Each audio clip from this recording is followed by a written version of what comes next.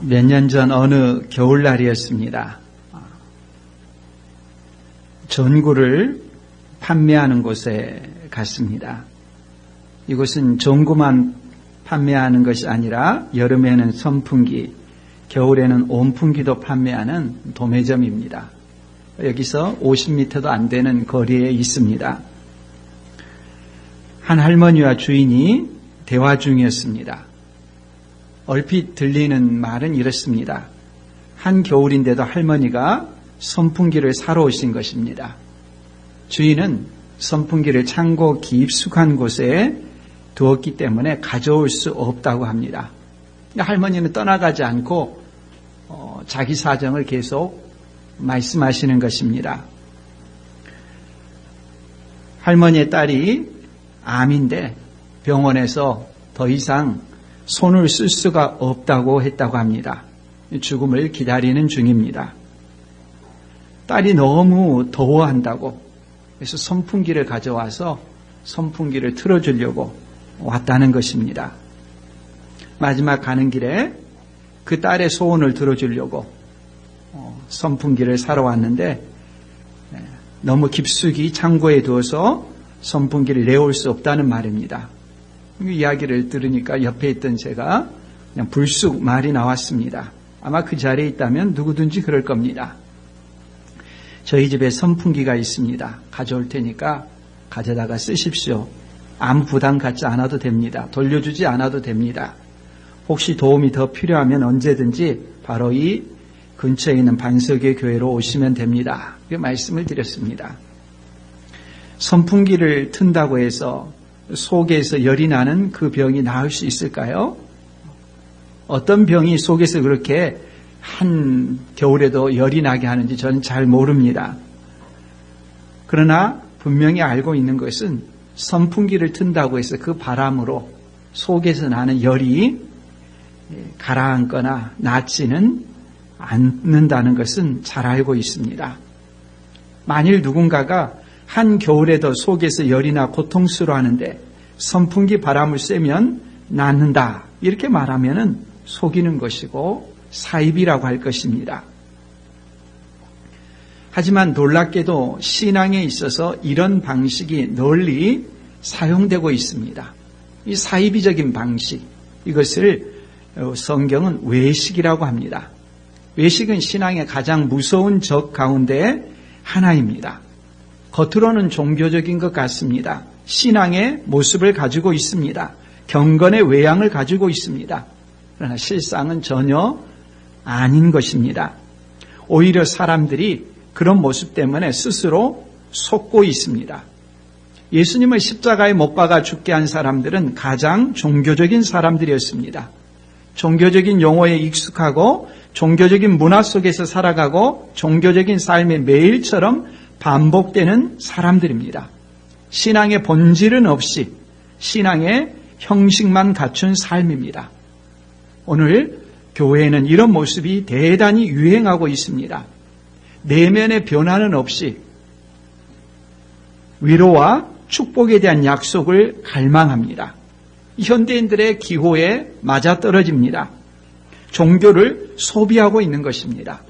내면의 변화가 없이 어떤 종교적인 외적 형식만 갖추면은 그것을 믿음이 있는 것으로 간주하고 천국에 간다고 하고 그 위로받는 말들이 너무도 달콤하게 들리는 것입니다. 자기의 중심은 전혀 변화된 적이 없으면서도 자신이 듣는 그 말에 의해서 종교적인 어떤 실천에 의해서 천국에 간다고 착각하는 일들이 비일비재합니다. 복음서는 예수님을 끝까지 대적하는 사람들, 가장 강력하게 대적하는 사람들의 정체를 밝힙니다. 그들은 대제사장이나 바리새인이나 서기관과 같은 종교 지도자들이었습니다. 성경에 정통하고 일상의 삶이 늘 종교의 규례에 매어 사는 사람들이었습니다. 자신들은 당연히 하나님 나라의 백성이고 하나님 나라에 들어가는 사람들이라고 생각했습니다. 자신들이 하나님 나라에서 제외된다고 전혀 생각하지 않았습니다. 하지만 그들이 하나님께서 보내신 하나님의 아들 예수님을 십자가에 못 박아 죽게 했습니다. 그렇게 하는 것이 자기들의 사명이고 의무인 것처럼 생각했습니다. 이것은 그들만의 문제가 아닙니다. 우리도 속을 수 있습니다. 어떤 신앙의 규례, 의식, 외양은 갖추고 있지만 참된 신앙은 전혀 없는 모습일 수 있습니다. 예를 들면 주일 예배에 정규적으로 출석합니다. 성경을 규칙적으로 읽습니다. 기도를 합니다. 또 헌금을 드립니다. 신앙 고백도 있습니다. 하지만 그 모든 것이 다 외식일 수가 있는 것입니다.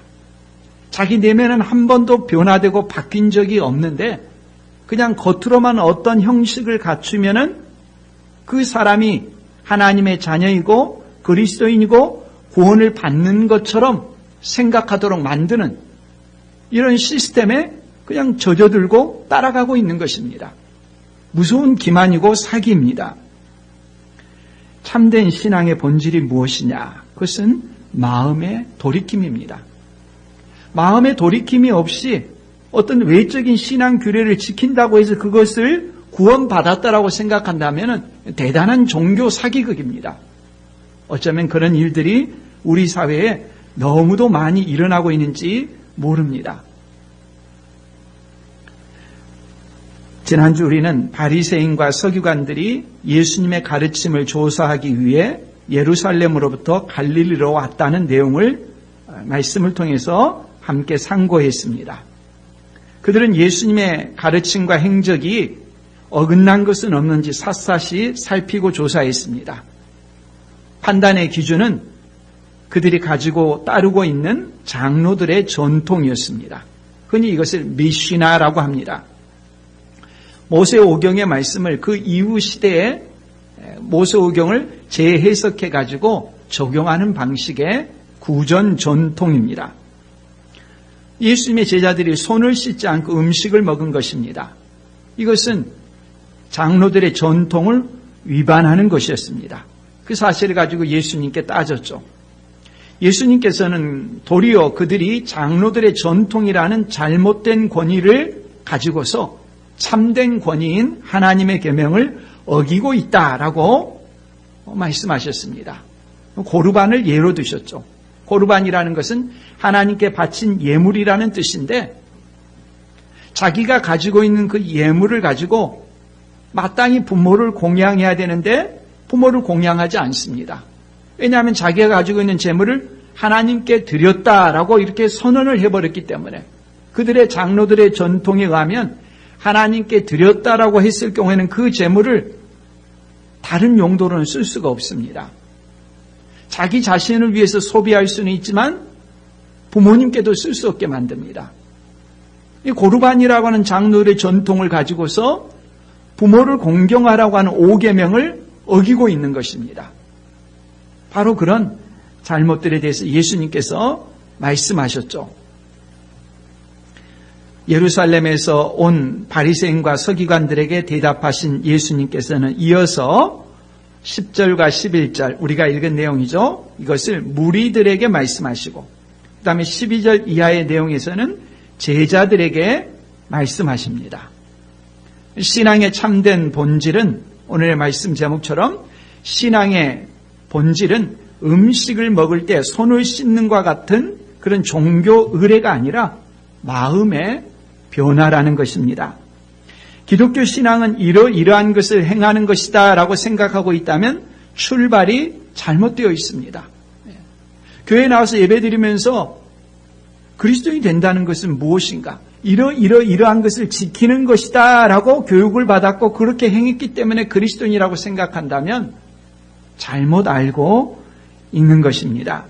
신앙을 아직 모르는 것과 같습니다. 신앙의 본질은 이러이러한 종교 형식을 지키는 것, 그것이 우선이 아닙니다. 신앙의 본질은 마음의 변화입니다. 이런 신앙의 본질에 대한 가르침은 소수만 알아야 될 내용이 아닙니다. 그래서 예수님께서는 무리를 향해서 말씀하십니다. 10절 말씀, 무리를 불러 이르시되 듣고 깨달으라. 이 가르침은 바리새인이나 서기관들만 알아야 될 내용이 아니라 모든 사람의 고루 다 알아야 될 내용이기 때문에 무리에게 말씀하십니다. 듣고 깨달아야 합니다. 11절 입으로 들어가는 것이 사람을 더럽게 하는 것이 아니라 입에서 나오는 그것이 사람을 더럽게 하는 것이니라.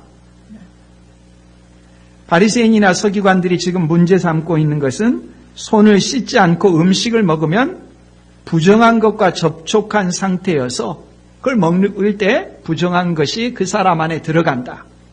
손을 씻고 먹어야 된다. 전염되지 않게 해야 된다. 여기에 초점을 맞췄죠. 이것이 일상의 삶을 지배하는 유대교의 특징이었습니다. 어떤 음식을 먹어야 되느냐, 먹어서는 안 되느냐, 누구와 식사를 해야 되느냐, 누구와 식사를 하면은 부정해지느냐, 손을 씻고 먹어야 되느냐, 씻지 않고 먹으면 어떻게 되느냐, 그런 규례들이었죠. 이런 규례를 잘 지키는 것이 신앙이 있다는 표지였습니다.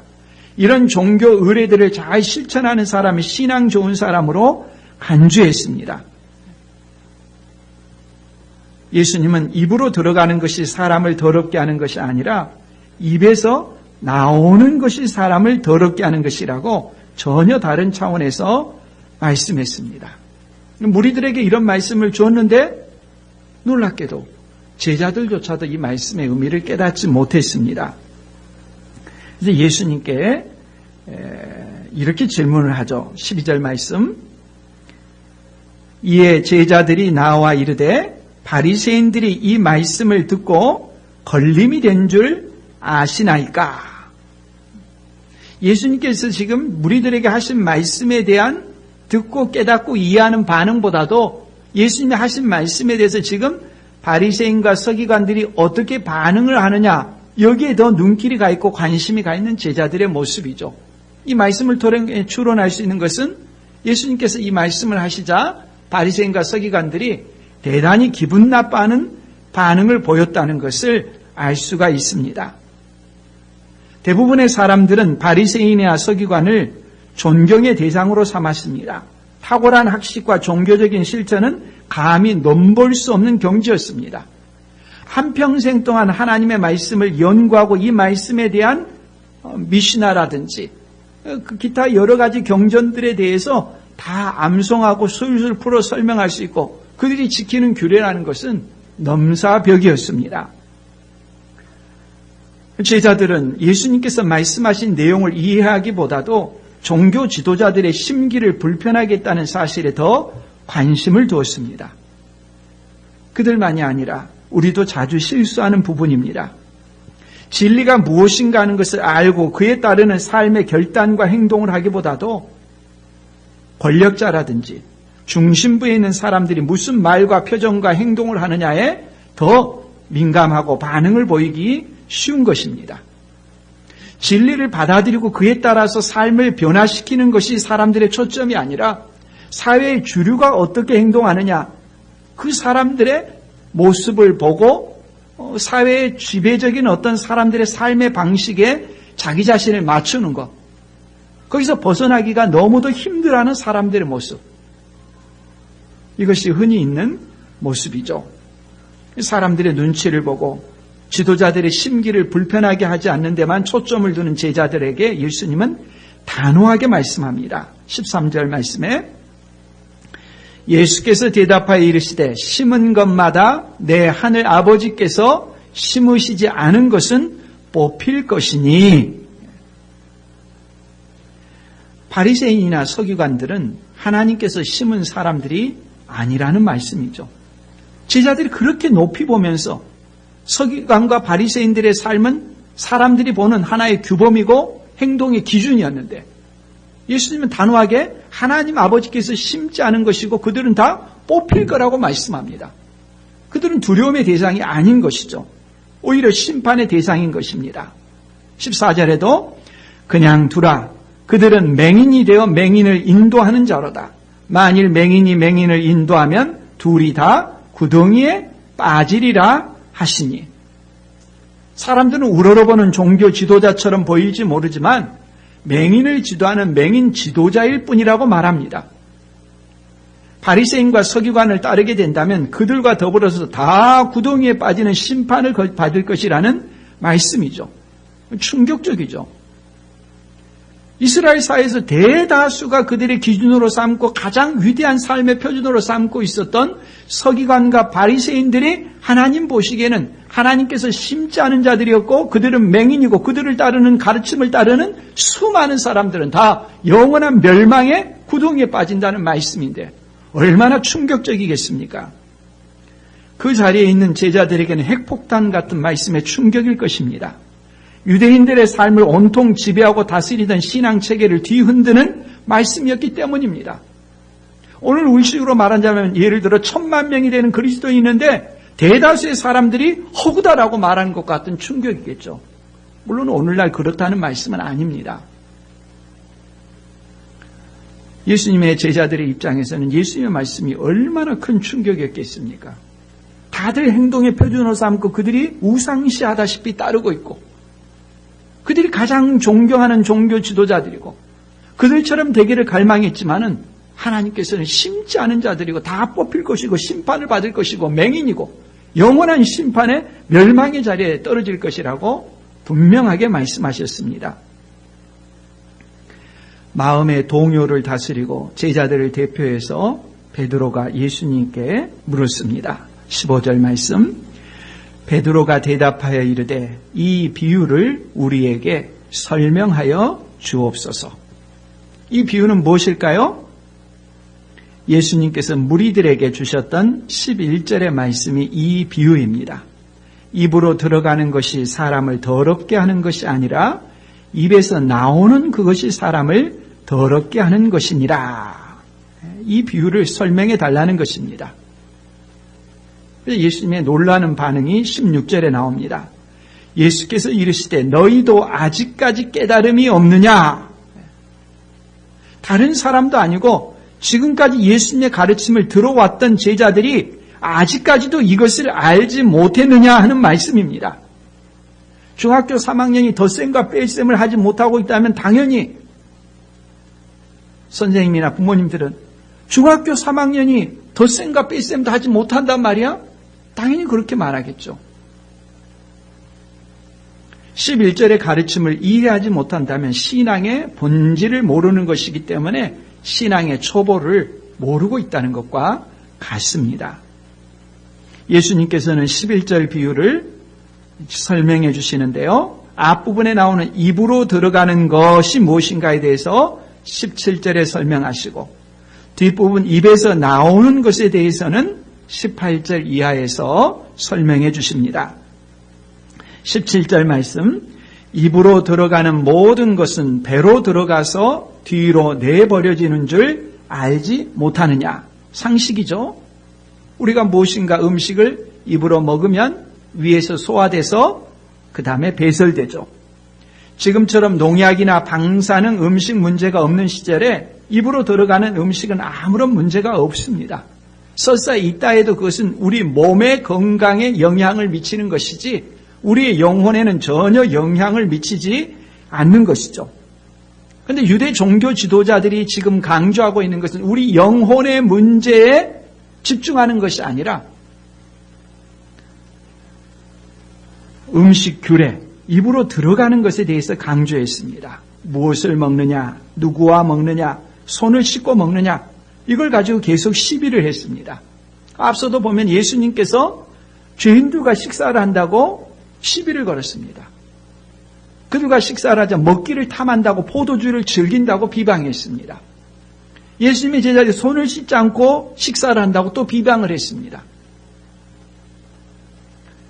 신앙을 외적인 규례를 지키는 것으로 정의하고 실천하며 살아가는 것입니다. 자신들이 행하는 종교적인 습관과 의례를 따르지 않을 때 신앙이 없는 사람이라고 공격했습니다. 음식 규례나 또는 안식일 규례의 준수를 신앙의 본질처럼 여겼습니다.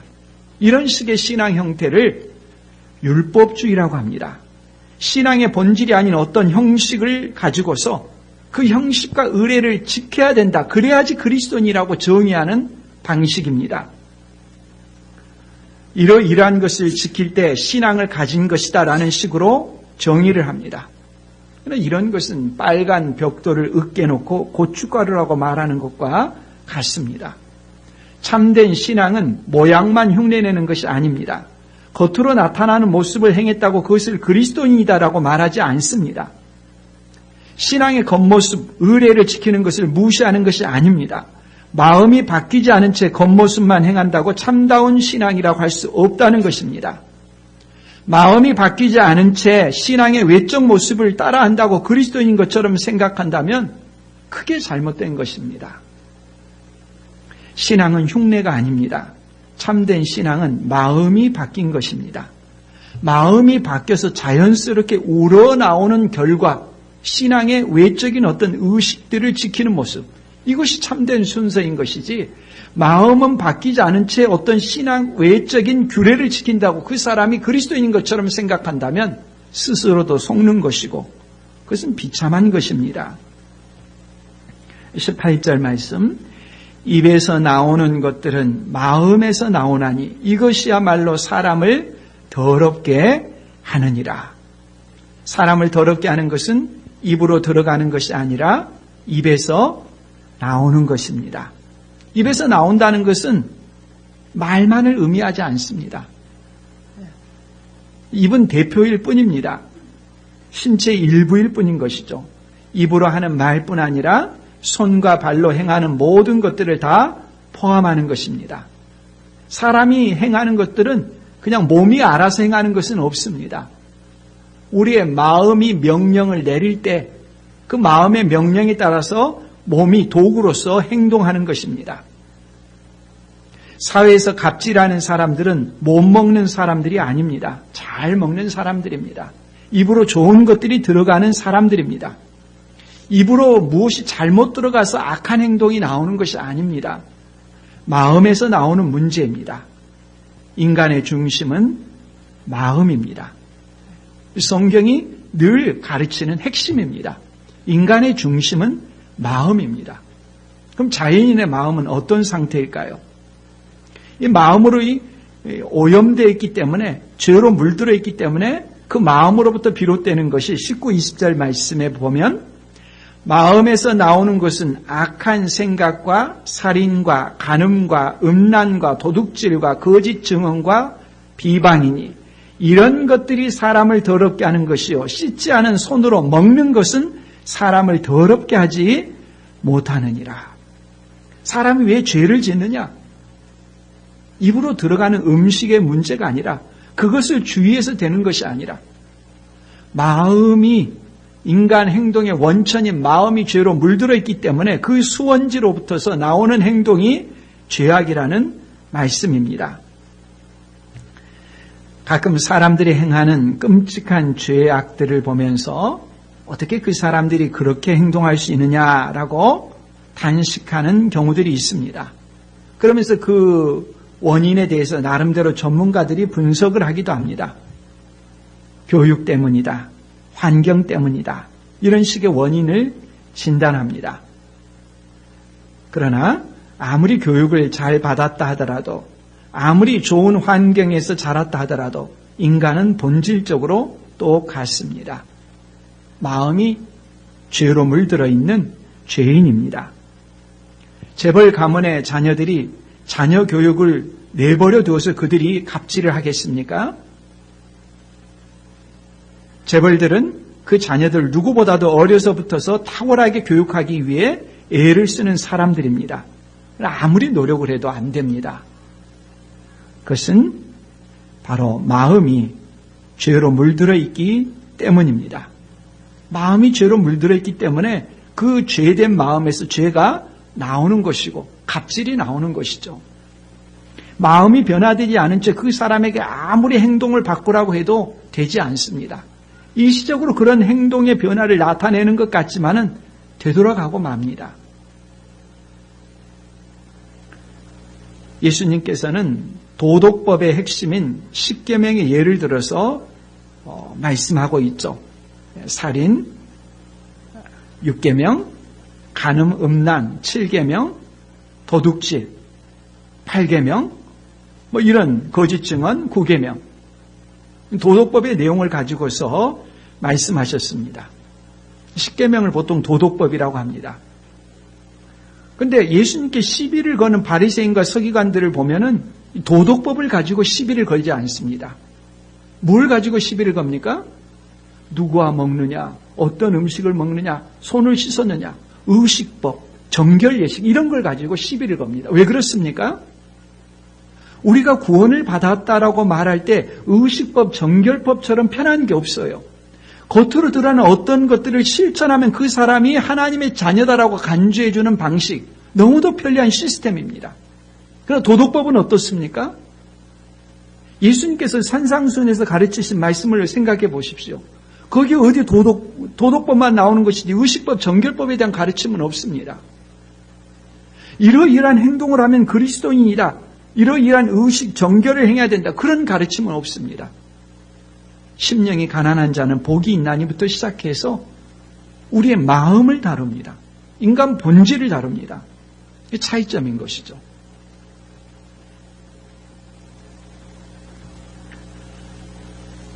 거짓 종교는 누구와 식사하느냐, 무엇을 어떻게 먹느냐, 이런 식의 의식법, 의례를 가지고서 구원을 받았는지 여부를 따집니다.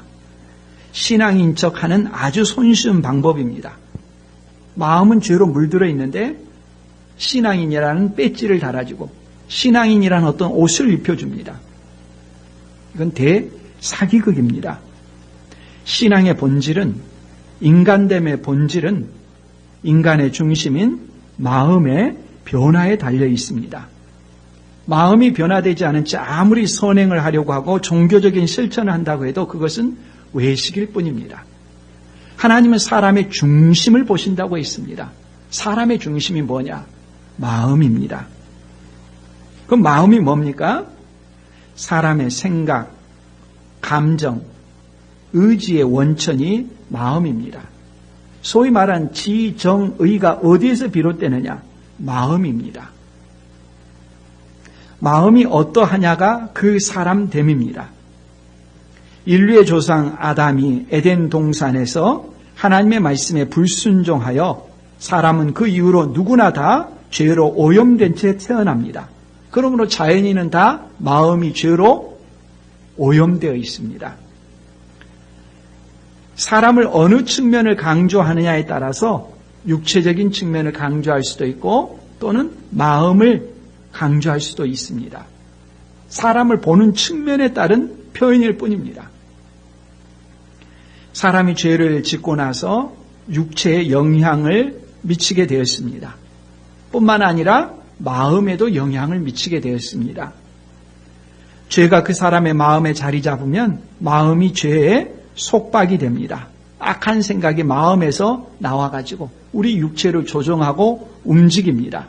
더러운 욕망, 나쁜 생각, 시기, 분쟁, 사기, 비방, 탐욕, 다른 사람들에 대해서 참지 못하는 그런 것들이 다 죄악의 원천인 마음에서 비롯되는 것입니다. 성경은 자연인의 마음에 대해서 그 정체를 여러 가지로 해부 진단합니다. 성경만이 사람의 마음을 진단할 수가 있는 유일한 원천입니다. 마가복음 3장 5절 말씀에 보면 그들의 마음이 완악함을 탄식하사, 한 손 마른 사람을 고치려고 하시면서 예수님께서 그 회당에 예배드리는 사람들의 마음이 완고하고 악하다고 했습니다. 사람들의 마음, 자연인의 마음이 어떤 상태냐? 겉으로 보기엔 아름답고 좋아 보일지 모르는데 그렇지 않습니다. 자연인의 마음은 누구든지 완악합니다. 완고하고 악합니다. 로마서 1장 21절 말씀에 하나님을 알되 하나님을 영화롭게도 아니하며 감사하지도 아니하고 오히려 그 생각이 허망하여지며 그 다음 뭐라고 합니까? 미련한 마음이 어두워졌나니. 마음이 미련합니다. 사람들이 어떤 행동을 하는데 지극히 바보스러운 행동을 할 때 속으로 그런 생각을 할 수 있지 않습니까? 왜 저렇게 행동할까? 바보 같다. 사실은 자기 마음이 미련한 것입니다. 자기 자신을 파멸의 길로 이끌어가고 있는데도 자기가 총명하고 잘 선택하고 잘 판단하고 누구보다도 잘 살아가는 것처럼 착각하게 자기를 속이고 있는 그 마음, 얼마나 미련한 마음입니까? 근데 그 미련한 마음이 어두워졌다고 합니다. 로마서 2장 5절 말씀, 다만 내 고집과 회개하지 아니한 마음을 따라 진노의 날 곧 하나님의 의로우신 심판이 나타나는 그날에 임할 진노를 내게 쌓는도다. 회개하지 아니한 마음. 그 마음이 그 사람 자신인데 그 사람이 어디에서 영혼을 보낼까? 살기 위해서는 회개해야 되는데 이 마음이 고집스럽게 회개하지 않도록 이끌어가는 것입니다. 반역하고 반항하고 그런 식으로 살아가도록 자기를 끌고 가는 것입니다. 회개하지 아니한 마음, 돌이키지 않도록 고집스럽게 그 사람을 유지시키는 방식이죠. 에베소서 4장 18절 말씀, 그들의 총명이 어두워지고 그들 가운데 있는 무지함과 그들의 마음이 굳어짐으로 말미암아 하나님의 생명에서 떠나 있도다. 마음이 굳어졌다고 했습니다. 사람의 핵심 장기 중에 하나인 간이 굳어지면 뭐가 됩니까? 간경화가 되죠. 그럼 죽는 거죠. 간만 경화되는 것이 아닙니다. 마음도 굳어져 있습니다. 딱딱해져 있습니다. 인생을 살아가면 살아갈수록 자기 가치관에 매몰되어서 벗어날 줄을 모릅니다. 마음이 계속 굳어져 갑니다. 말씀에 저항할수록 계속 굳어져 갑니다. 자기 고집을 버릴 줄을 모릅니다. 히브리서 3장 12절 말씀, 형제들아 너희는 삼가 혹 너희 중에 누가 믿지 아니하는 악한 마음을 품고 살아계신 하나님에게서 떨어질까 조심할 것이요. 마음이 선하다고 하지 않습니다. 악한 마음입니다. 악한 마음은 어떤 마음입니까? 믿지 않는 마음입니다. 무엇이 진리고 무엇이 생명이고 무엇이 영원인가에 대해서 분명하게 제시되는데도 인간의 중심의 마음이 악해서 그 진리를 받아들이지를 않는 것입니다. 자인의 마음은 이처럼 완악하고 미련하고 회개하지 않고 굳어져 있고 악합니다. 이것이 인간의 실체입니다. 그런 자기 자신의 중심의 마음이 그토록 완악하고 굳어져 있고 미련하다는 것은 생각하지도 않고 자기가 세상 속에서 노력함으로 자기 인생이 승승장구할 것처럼 꿈만 꾸고 그런 세상이 자기 앞에 닥칠 것처럼 상상하며 스스로 속고 살아갑니다. 비참한 것이죠. 자기 마음이 자기를 속이고 있는데 그걸 모르고 있어요. 이와 같은 마음은 하나님과의 관계에 있어서 어떤 위치에 있는지 예수님께서 이미 8절에서 말씀하셨습니다. 이사야서 말씀을 인용해서 마태복음 15장 8절에 보면 이 백성이 입술로는 나를 공경하되 마음은 내게서 멀도다. 자인의 마음은 하나님으로부터서 너무도 멀리 떨어져 있습니다. 이런 자연인의 마음의 상태는 하나님을 결코 가까이 할 수 없는 것이죠. 우주의 끝에서부터 끝까지보다도 더 먼 거리에 놓여 있는 것이 하나님과 자연인의 마음의 상태입니다. 아무리 외적으로 종교 의식과 규례를 철저히 지킨다고 하더라도 하나님으로부터 멀리 있는 마음이죠. 사람들은 다른 사람의 마음이 어떤 상태인지 잘 모릅니다. 자신의 중심을 교묘한 말과 행동으로 감출 수 있기 때문입니다. 경건한 사람인 것처럼 신앙이 좋은 사람인 것처럼 얼마든지 위장할 수도 있습니다. 평생을 속일 수도 있습니다. 그러나 하나님은 결코 속지 않으십니다. 그 마음 그대로 종교적인 어떤 의식과 규례를 지켰기 때문에 자신은 구원을 받은 것처럼 하나님의 자녀인 것처럼 생각하는 것처럼 비참한 것이 없습니다. 참된 신앙은 마음의 변화로부터 시작됩니다. 마음이 변화되어야 생각이 변화로 나타나고 삶이 변화로 나타나는 것입니다. 마음이 변화될 때 전인격이 변화되는 것입니다. 마음이 변화되지 않은 채 종교적인 의례를 행한다고 그 사람이 구원받은 자인 것은 아닌 거죠. 우리가 잘 아는 로마서 12장 2절 말씀. 너희는 이 세대를 본받지 말고 오직 그 다음 뭡니까? 마음을 새롭게 함으로 변화를 받아. 마음을 새롭게 함으로 변화를 받아 하나님의 선하시고 기뻐하시고 온전하신 뜻이 무엇인지 분별하도록 하라. 가만히 두면은 자연인은 이 세대를 본받게 돼 있어요. 이 세상의 방식대로 살아가게 돼 있어요. 이 세상에서 성공하는 삶의 방식이라고 사람들이 제시하는 길을 따라가게 돼 있어요. 그건 파멸이죠. 마음이 새롭게 돼야 됩니다. 마음이 새롭게 되면 어떻게 됩니까? 하나님께서 기뻐하시는 뜻이 무엇일까 하는 것을 찾기 시작합니다. 차이죠. 마음이 변화되지 않으면 이 세상에 말하고 자신이 동조하면서 그런 세상의 기쁨을 추구합니다. 찰나적인 것이죠. 하루살이의 기쁨이죠. 사라지는 것들이죠. 마음이 변화되게 되면 우리를 창조하신 하나님의 기쁘신 뜻이 무엇인가 하는 것을 생각하고 추구하기 시작합니다. 마음이 변화된 사람인가? 우리가 너무도 쉽게 이 검증할 수 있는 말씀이죠. 나는 무엇을 추구하는 것인가? 마음의 변화를 일컬어서 회개라고도 말합니다. 인생의 행로를 돌이키는 것입니다. 로마서 6장 17절 말씀에 하나님께 감사하리로다. 너희가 본래 죄의 종이더니 너희에게 전하여 준 바 교훈의 본을 마음으로 순종하여. 교훈의 본은 무엇입니까? 사도 바울이 성도들이 가르쳤던 말씀, 설교, 이 성경이겠죠.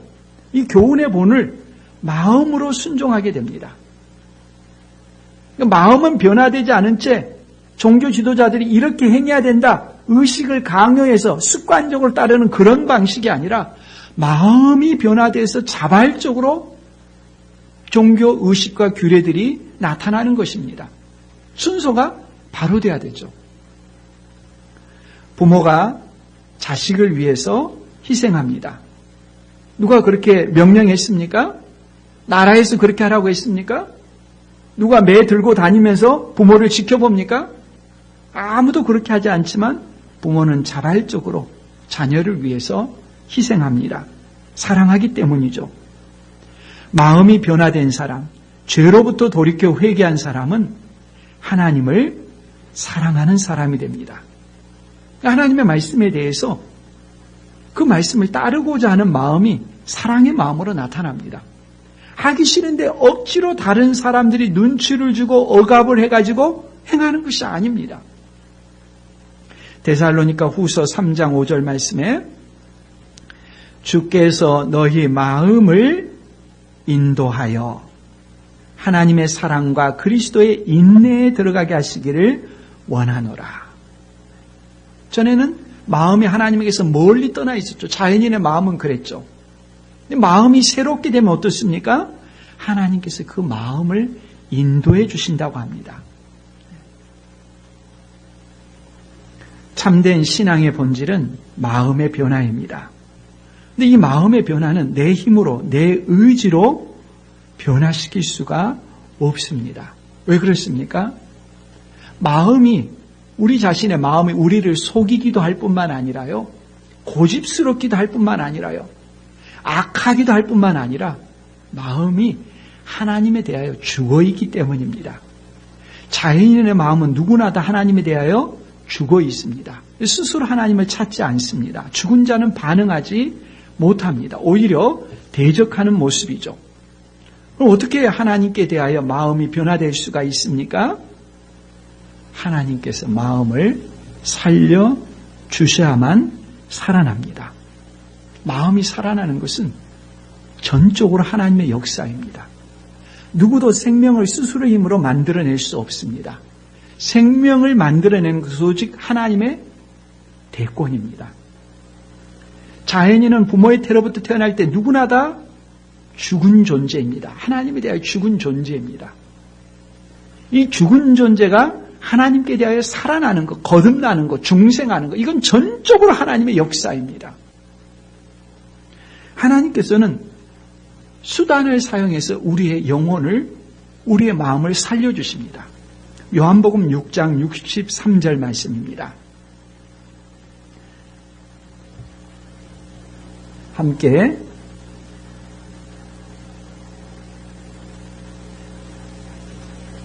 함께 읽겠습니다. 살리는 것은 영이니 육은 무익하니라. 내가 너희에게 이른 말은 영이요 생명이라. 살리는 것은 무엇입니까? 영입니다. 성령이 하시는 일입니다. 육은, 사람은 할 수 없습니다. 내가 내 마음을 살려야겠다. 안 됩니다. 사람은 살릴 수가 없습니다. 누구도 살릴 수가 없습니다. 자기 생명으로 다른 사람을 살리려고 해도 살릴 수가 없습니다. 살리는 것은 영입니다. 성령 하나님께서 하시는 역사입니다. 이 성령 하나님께서는 도구를 사용하십니다. 무엇을 도구로 사용하십니까? 말씀을 도구로 사용하십니다. 내가 너희에게 이른 말은 영이요 생명이라. 진리의 말씀이 선포될 때, 진리의 말씀을 읽을 때 그 말씀이 그 영혼 안에 자리 잡고 죽은 마음을 살려냅니다. 놀라운 방식이죠. 다음 주는 종교개혁주일입니다. 종교개혁주일의 핵심은 진리의 말씀으로 돌아가자는 것이죠. 진리의 말씀을 통해서 믿음의 선배들을, 종교개혁자들은 이신칭의 오직 믿음으로 의롭다함을 받는다는 이 진리를 재발견했습니다. 진리가 무엇입니까? 요한복음 14장 6절 말씀에 보면 내가 곧 길이요 진리요 생명이라고 하셨습니다. 예수님이 진리입니다. 예수님이 진리이시기 때문에 진리이신 예수님으로부터 나오는 모든 말씀도 다 뭡니까? 진리입니다. 이 진리의 말씀이 선포될 때 그 말씀을 듣는 자의 마음에 성령께서 역사하셔서 진리의 빛을 비춰주셔서 어둡고 죽어있는 영혼이 살아나는 것입니다. 이 방식입니다. 아무리 시대가 변하고 매스미디어가 발전되고 기술이 발전되더라도 하나님께서 정하시는 방식은 무엇이냐? 진리의 말씀의 선포를 통해서 성령께서 역사하시는 것입니다.